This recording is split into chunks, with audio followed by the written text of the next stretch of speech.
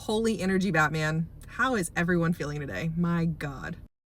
All right, so if you haven't checked out Erin Brown yet, you should totally go do that because she has a very, very good explanation of this. But we have a huge coronal hole that is facing Earth that has pushed away a lot of the magnetosphere and all that solar energy, the solar winds, and all those photons of light are hitting our body. Now, when that happens, we get physical symptoms, right? We have nausea, digestive upset, we don't want to eat, but we really want to eat. We're tired, can barely keep your eyes open, headaches, fatigue, every single thing you can imagine. I'm having a lot of throat clearing, sore throat, congestion. That's kind of how I'm experiencing this right now. Drop in the comments how you're feeling because I know it just varies person to person, but this is really important to show people that when the sun is having big energy pointed directly at Earth, which there's a huge sunspot that could be shooting off some coronal mass ejections towards Earth soon, like just buckle up. The Earth is feeling it too.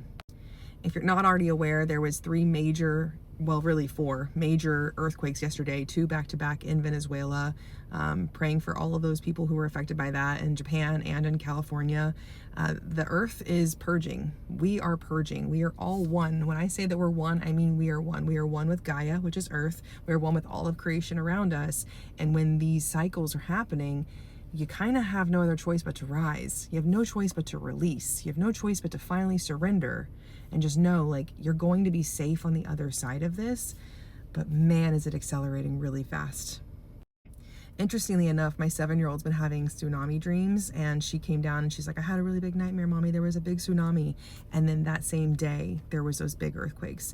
And I think there was a tsunami warning for Venezuela, but I'm not sure if it passed. And I know that it wasn't one for Japan or California, but that's also what I've seen. I've had those visions. For me, it was coming from the East Coast. This was like a vision that's about 2 or 3 years old for me, but a lot of us have seen kind of the same thing.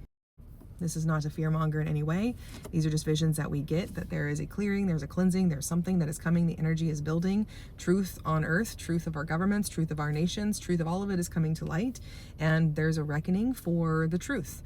It's time for us to stop having our heads buried in the sand and ignoring it and pretending it's not really happening to the degree for which it is happening, and the worldwide ring of criminal behavior and oppression, and that they want to have this become like a surveillance state for all of us. And just know, like, as we shift through these energies and mechanisms of control and fear and all of those things, that the human collective consciousness has no choice but to rise.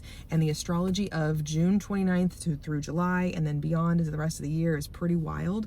I want to say Barbault's basket is in July 20th, and that's when all of these different, external planets form what looks like a basket. And the astrology is wild. And in that prophecy from Barbault, the French astrologer, it was a massive human consciousness awakening happening in the summer of 2026, which is going to be the best thing that ever happens to Earth. There's nothing to be afraid of, but you do have to confront your shadow should you choose to. And you do have to release the patterns and behaviors of your past, should you choose to, so that you can rise and become the version of yourself that you know you wanted to be your whole life. You're the one at the wheel. This is you against you.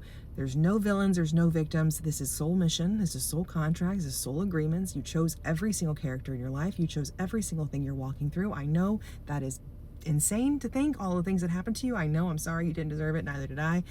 But I'm better for it because I learned how to be resilient. I learned how to regulate my nervous system through every single part of it. And I learned my strength. I learned my power. I learned that I could heal from the inside out, and that I could be a mechanism for healing for other people with my voice, my podcast, Light Beyond the Ashes, and through my healing touch as a therapist at Open Door Pediatric Therapy. So whatever your gifts are, lean all the way in. Don't be afraid of them. You came here for this. If you have a passion, that's your purpose. I'm excited to see what comes next. I love you. Keep going.